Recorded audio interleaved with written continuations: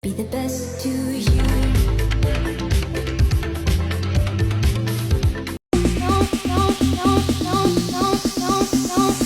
Don't you think like that? I will love you endlessly. It's giving bougie as hell. It's giving mind your business. It's giving it's my money. It's giving I ain't got no kids. I'm a professional organizer, and I'm going to show you how we transform this kitchen using my declutter core method. It's 4 simple steps: clear out, categorize, cut out, contain. Step 1, clear out. We remove any trash and items that do not belong in a kitchen. This gives us space to move on to step 2, categorize. Pulling out and collecting all like items so we can actually see what we have. This prepares us for step 3, cut out, where you compare and assess and decide what you're going to keep and what you're going to let go of. In a kitchen, you don't have a lot of counter space, so you repeat this process: categorize, cut out, as you work through your categories. Here are all the donations and the recycling that this client decided to let go of, and it's going to make for a very functional kitchen.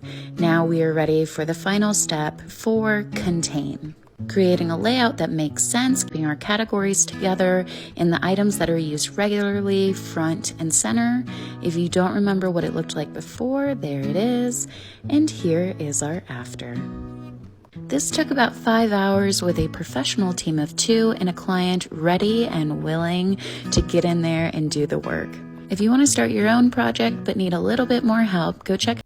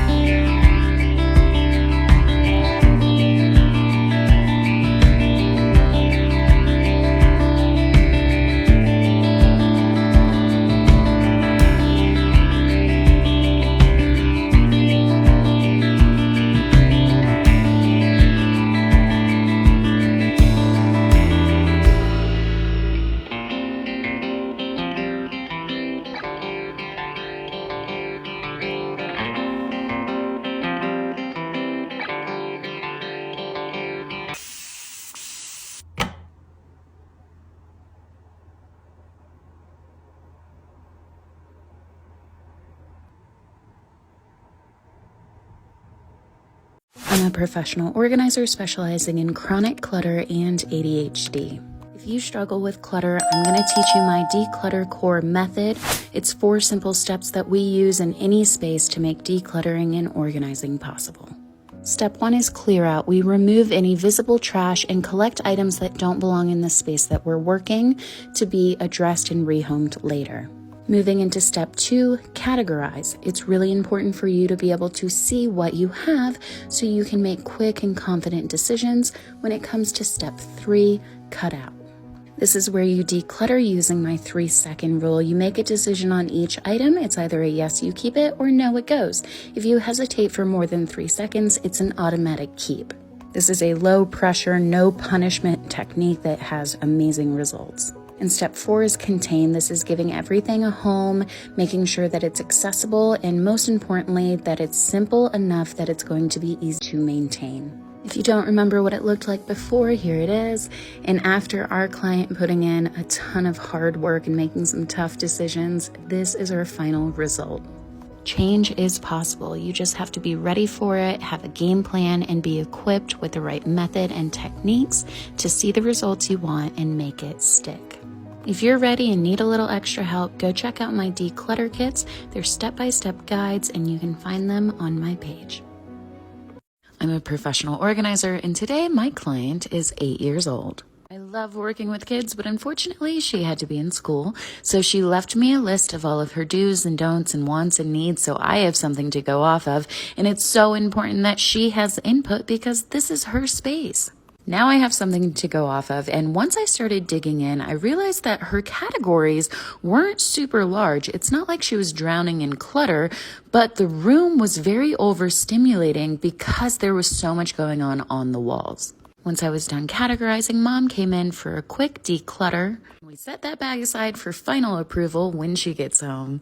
And then I got to work finding everything at home, always keeping the categories together, figuring out the best placement, making sure everything's going to be easy to get in and out. Again, this is an 8-year-old that's learning this system, and I want her to be able to maintain it. Then I got to the fun part of making a magical space and highlighting all her favorite things from her list. If you don't remember the before, here it is. And in about 6 hours, this is our final result. I was so nervous for her to come home. I just wanted it to be a perfect space that still felt like hers and was going to be really easy for her to keep up with. And when I opened the door, she fell to the floor. So excited, and she crawled into that little nook to read a book so fast. Working with kids just melts my heart. I knew it would happen. I knew it.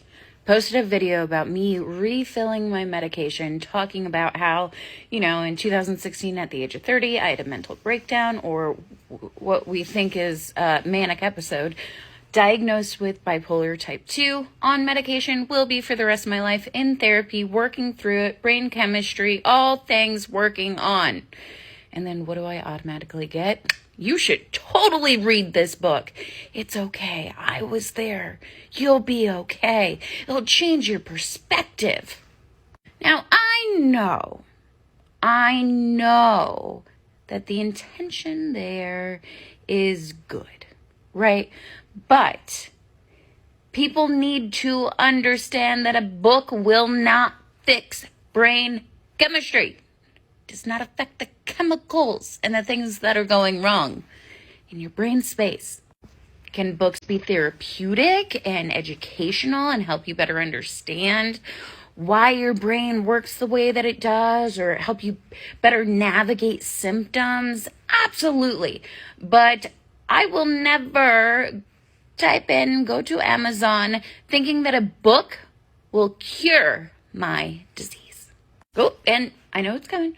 Oh, but there's so many ways, things that you can do to help your brain. Yeah, I'm doing it. Think about it. What are you thinking? Yep, I'm doing that. Yep, my doctors, my therapist, all professional guidance. Yep, check. So I know your heart's in the right place. But you giving suggestions like this of, oh, you're struggling with a disease, or, oh, this is your life. This is what your life looks like having this disease. Have you tried reading this book? Really just, I don't know, downplays what the person is living with.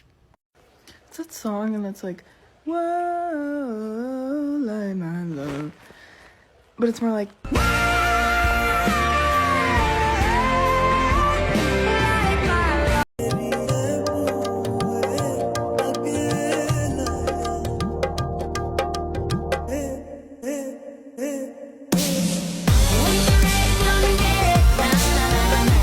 Say you'll remember me, standing in a nice dress, staring at the sunset, babe. Red lips and rosy cheeks. Say you'll see me again, even if it's just. What is the ugliest thing in your closet, but you just love it so much you can't imagine getting rid of it? Mine is this terrible Orca sweatshirt that I just thrifted. I have a slight obsession with Orcas, and I couldn't pass up the 90s spray paint vibe. It's awful, and I love it so much. 62 and 55, yeah. I'm with you right by my side, yeah. Kissing, touching lips tonight, yeah. Come on, girl, we love it right. Tell me what you want tonight. Feel you so.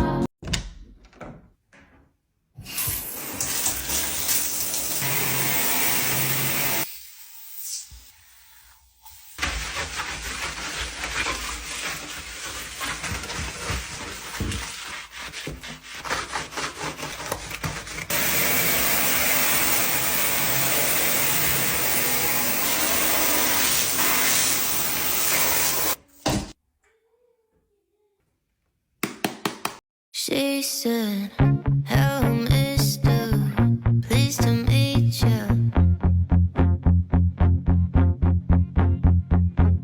I wanna hold her, I wanna kiss her.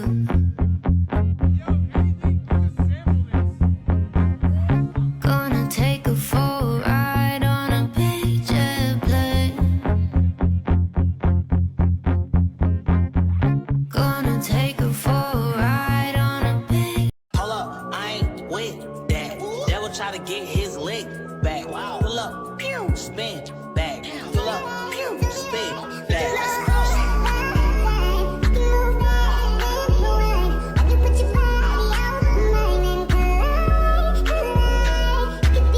I've been sleeping with the big dogs, you know. Fast forward Friday night, got the whip cleaned up. Perfect day, type of day that I dreamed of. Devil try to run and say they got beamed up. How my love go? I've been feeding for the scripture, where the plug go? Swizzy tap me on my shoulder, got your gun, bro. I'm in the moment.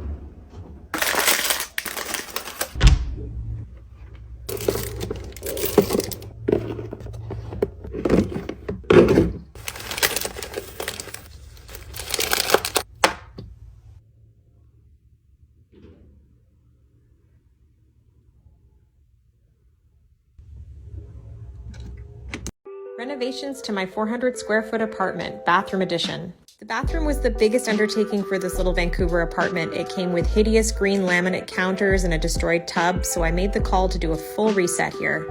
What I'd do again, the matte black hardware and neutral finishings.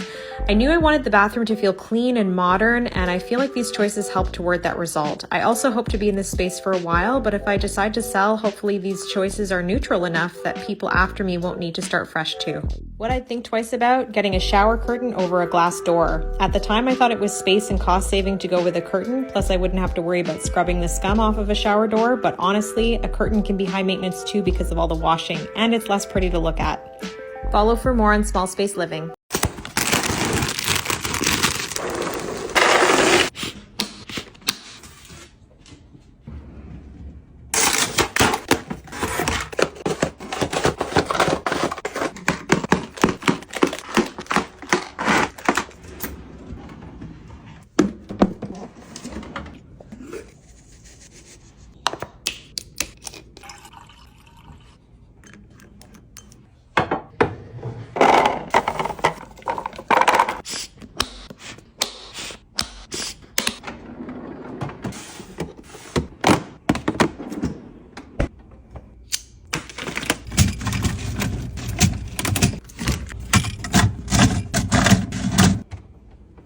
I'm getting lots of messages. There are fake accounts.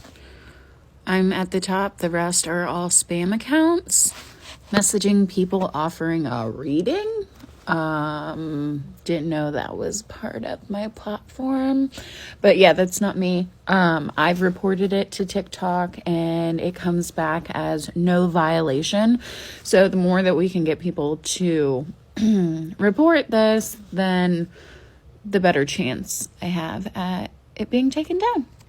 If you get one of these messages, please ignore it and report the account as scam or impersonating me. So again, mine is at the top. That's my real account. Kayleen Kelly Organize. No S.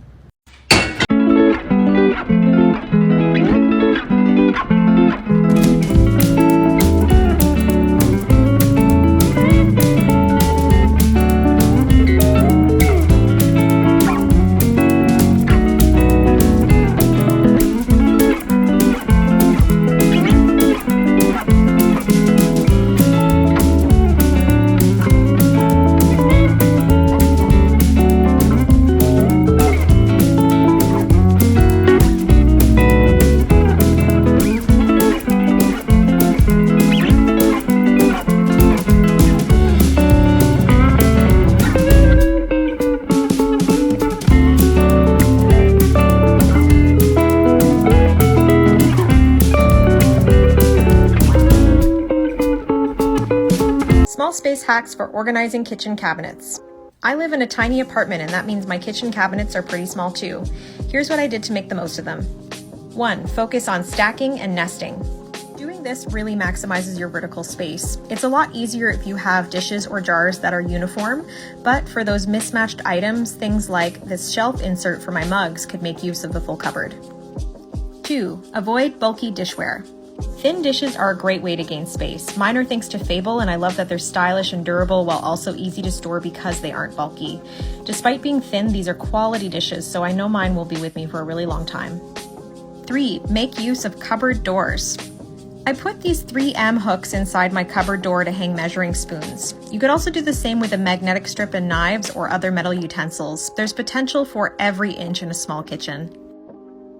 That's it for now, but follow for more on small space living. If you're a professional organizer and you create a method and then decide circa 2020 to hop on TikTok and start teaching that method, and then somehow it takes off, Good Morning America, Today Show, Better Homes and Gardens, and then you start growing and now you have over 1.4 million followers across all social media platforms teaching this method. So you go, maybe I should protect my work. So you reach out to a trademark attorney and they go, uh-oh, name's already taken. You're going to have to rebrand your entire method and platform. Enter Declutter Core. So any old videos that you see with the name Core 4, it is now Declutter Core and trademarked. Same steps, techniques, all of it, just a different name. I also revamped my declutter kits. If you don't know what they are step-by-step digital downloads. They walk you through every step of decluttering and organizing your entire home. So if you need help, go check them out. Renovations to my 400 square foot apartment, kitchen edition. My simple upgrades video sparked lots of interest in what else I did to my apartment, so here are some things I took on in the kitchen. Here's the before. I replaced the appliances, sink, countertop, and floor, and I also got rid of this bar wall separating the kitchen from the living room. What I'd do again is definitely the counter. I went with quartz through an IKEA third party called Caesar Stone. They were so professional and probably the most economical quartz you can find. Also, getting rid of that bar wall just opened up the space so much and made it possible to put our dining room set in the middle of the apartment. I credit my partner for that one. What I'd think about twice, the honeycomb tiles. They are beautiful, but it was a process getting here because the shape is not as straightforward to work with. We actually had to fire the first tiler who did them because they turned out super crooked and had to be redone, and you can see what it looked like from these close-ups. So if you're going this route, it's wise to request the tiler use spacers like these to ensure there's a good result. And that's it for now, but follow for more on small space living.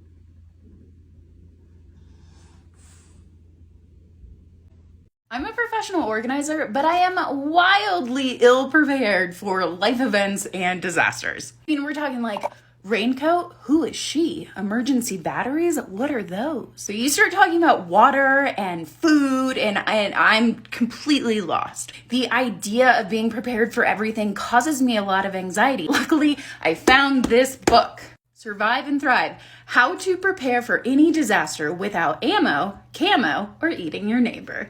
Within 10 pages, I was quizzing my boyfriend as if I'm an expert. Do you know how many gallons of water we need to survive for 2 weeks? Because I do. The author also has ADHD, so it's broken down into really easy to read chapters. There are checklists. It just guides you through the entire process in every scenario you can imagine. There's also a section on organization that definitely gets my stamp of approval. If you have anxiety around all of this and feel just as ill prepared as I did, seriously, go check it out. It's available now. It's a gem. Every woman that I know or that I have worked with has clothing in their closet that doesn't fit them right now, but it may in the future. This is how I think a closet should be broken down. 80% of it should be clothes that you can actively wear right now in the body that you have. 10% should be what I call a goal wardrobe, either bigger or smaller, whatever you want to fit into. That is your goal wardrobe. The other 10% would be sentimental items. So wedding dress and high school sweatshirts, things that you wouldn't actively use, but you want to hold on to. If you're not big into sentimental, then that goal wardrobe can be bumped up to 15-20%. We don't want to be wasteful because there is a chance that we can wear this clothing in the future, but we also have to set some boundaries to make sure that you're not trying to fit 2 or 3 wardrobes into one closet. The majority is what you can wear right now, and then pick the items that you really love that you realistically see yourself getting into in the future. 80-20 or 80-10-10. I'm a professional organizer house sitting for a friend, and here are some really cool ways they customized their home. Side note, they're a handyman.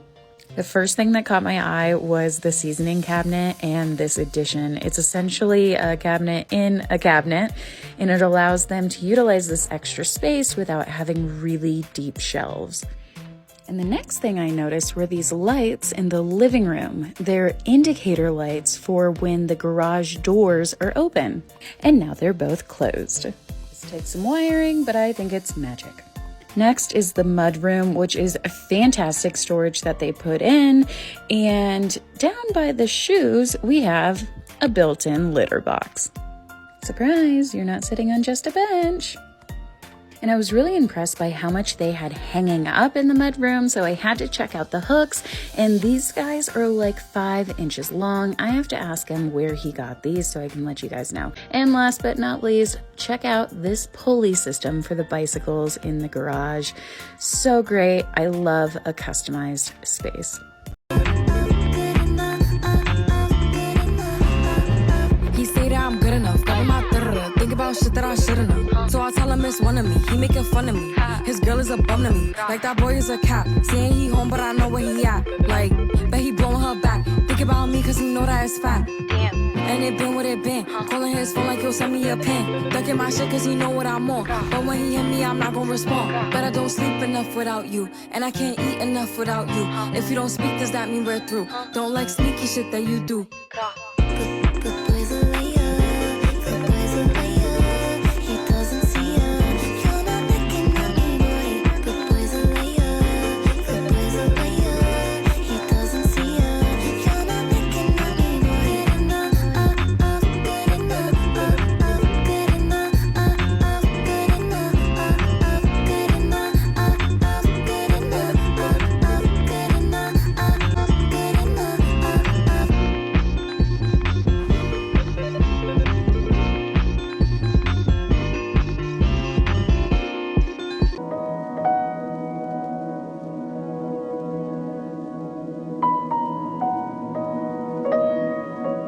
Spring looks from my capsule wardrobe. All right, because you asked for it, here are some ways that I style my tiny capsule wardrobe for spring. Look number 1 is a blazer with a tee and denim. Nothing groundbreaking here, but I do like mixing casual and smart. So all 3 of my blazers are from Aritzia, and I'm pairing them with my Young Maven tee and a pair of A Goldie 90s pinch waist jeans. And I just love how blazers can be worn as jackets in the spring. So look number 2 is a button-up worn open over a tank and a pair of jeans, and this is for warmer days when I can skip a jacket. Again, for me, the balance is between casual and smart, so workwear pieces but styled down to look kind of relaxed. The shirt's from Aritzia, and so is the tank, and the jeans are A Goldie 90s, and if it cooled off, I'd add a moto or sweater over this. And this look number 3 is a sweater and skirt combo. My style isn't super feminine, but occasionally I will wear a skirt like this one by Realization Par. I toned down the feminine notes with a sporty crew like this one from Aritzia, and I might also throw an A Goldie denim jacket over to top it off with Converse. As you can see, even though my capsule is small, the options are endless, so let me know if you want to see more like this.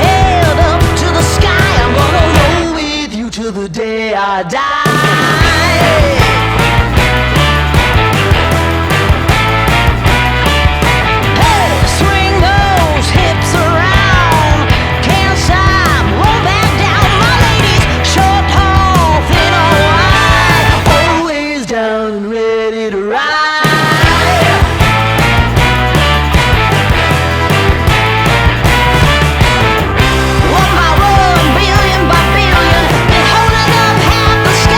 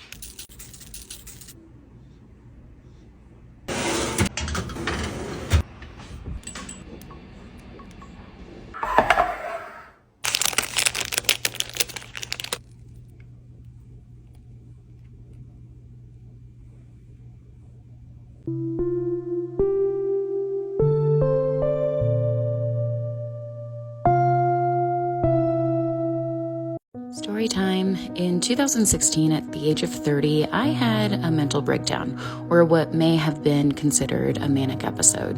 It was the darkest, scariest period of my life, and luckily, I had the resources to immediately get into therapy and eventually see a psychiatrist. After 2 years of thinking it was anxiety and depression, I finally got my diagnosis with bipolar type 2. Years after that, I was then diagnosed with ADHD, which bipolar and ADHD have a comorbidity rate of about 50%, so that makes sense. I've been on medication for 7 years, and I will be on medication for the rest of my life. I've also been in therapy for 7 years, still working through all of my trauma and piecing the puzzle together that is life. I'd say 50% of my mental energy goes towards managing my symptoms and making sure that I can just get through the day. If I had the choice, I would probably sleep most days. I often wonder what it's like to have a balanced, healthy brain and dream of all the ways my life would be so much easier, but that wasn't the hand that I was dealt. And I learned long ago that comparing my life to others is a losing game. So I'll keep moving forward and take comfort in the good days and be patient with myself on the bad ones.